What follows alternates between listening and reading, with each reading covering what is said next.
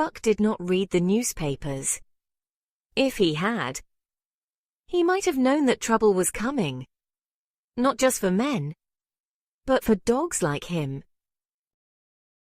Gold had been found in the far north, in the cold wild land of the Yukon, and strong dogs with thick fur were in high demand.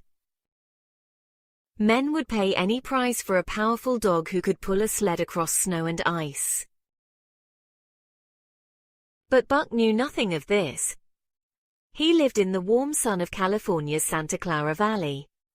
On Judge Miller's large estate, there were orchards, wide fields, and stables, and Buck ruled it all.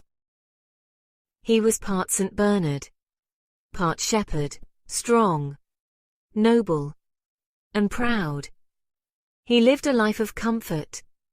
He swam in the pool, played with the judge's sons, and rested on the porch like royalty. He was 4 years old, healthy, and full of life.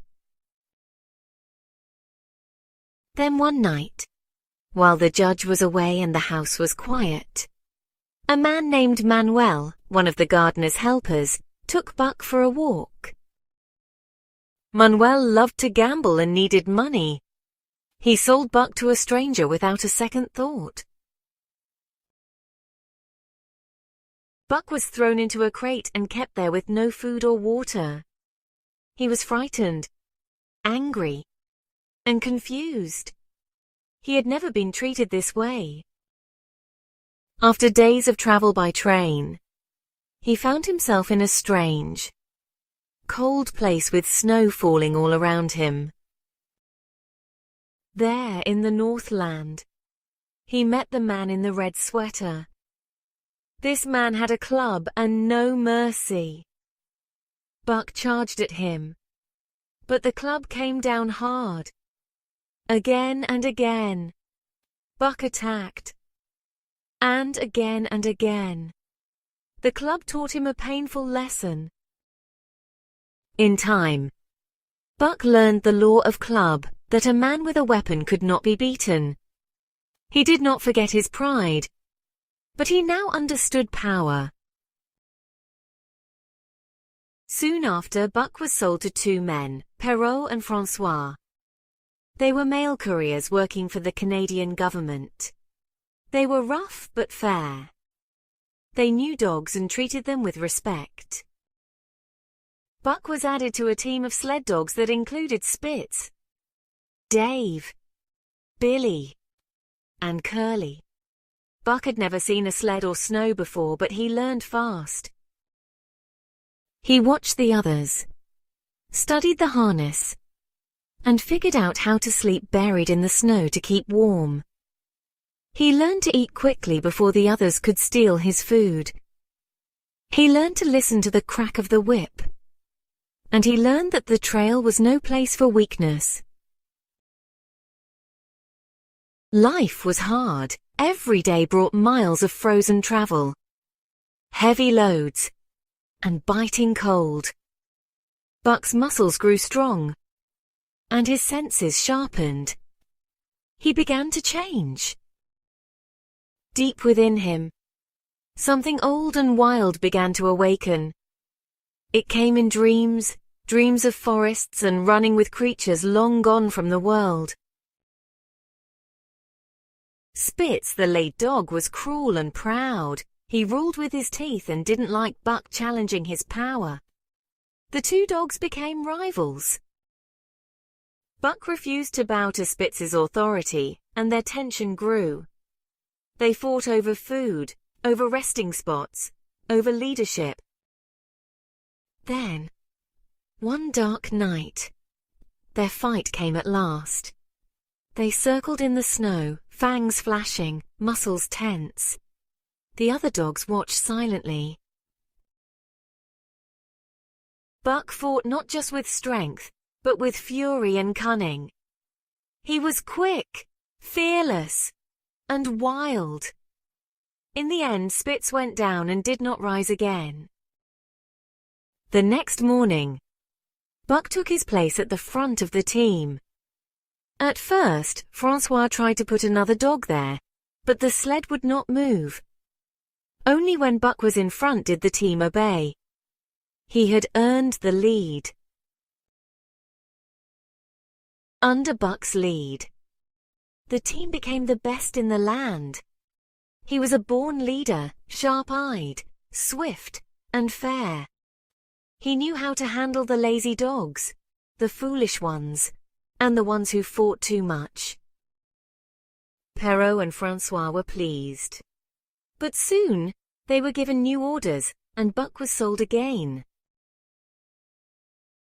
This time he fell into bad hands. His new owners, Hal, Charles, and Mercedes, were foolish and unprepared for the north. They overloaded the sled, packed too little food, and treated the dogs poorly. They whipped and beat them. Not understanding the trail or the strength needed for survival, the sled tipped and broke. The dogs starved and dropped one by one. Buck, though weak, refused to fall. His body hurt, but his spirit did not break. Then one day, they reached a frozen river, and a man stepped out to warn them. His name was John Thornton. He told them the ice was thin and dangerous. Hal refused to listen. He tried to force Buck to move, when Buck would not get up. Hal raised his club, but Buck stayed down. He looked into Thornton's eyes, and something passed between them. Trust, understanding, perhaps fate. Thornton struck Hal's arm and cut Buck loose. The others went on, and soon the ice cracked and swallowed them whole. They were gone. Thornton saved Buck's life. He nursed him back to health, fed him, and spoke to him kindly. Buck had found something new, a master he loved more than life itself. Buck would die for him, kill for him, do anything to stay by his side. Together, they traveled deep into the wild. Buck protected Thornton and proved his worth again and again. He pulled a 1,000-pound sled to win a bet. He saved Thornton from a river. He fought off attackers. Wherever they went, Buck was the strongest, the fastest, the most loyal. But even with this deep love, the wild still called to Buck. It whispered in the trees, sang in the wind, echoed in his dreams. He began to wander into the forest. He hunted alone. He met a timber wolf and ran with him. He listened to the howl of the pack and felt something old and powerful inside him stir. Still, he returned to Thornton. He could not let go. Then came the final blow. Buck returned from the forest to find the camp destroyed. The Yihat tribe had attacked and killed everyone, including Thornton. Buck stood still among the ruins, silent with grief. Then rage filled him.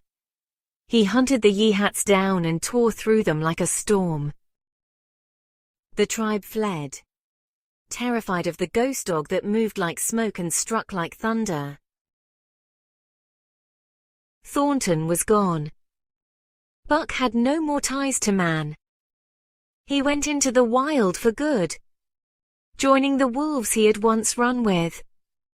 He became their leader, stronger than all, fiercer, wiser. His howl echoed through the mountains, and the Yihats whispered of a ghost wolf who ran at the head of the pack. Eyes like fire, heart like the storm. Yet every year, when the world grows quiet and the wind speaks of memory, Buck returns alone to the place where John Thornton died. He stands still, nose to the sky, remembering the man he loved. He is no longer a house dog. He is no longer a sled dog. He is the wild itself, and the wild has claimed him forever.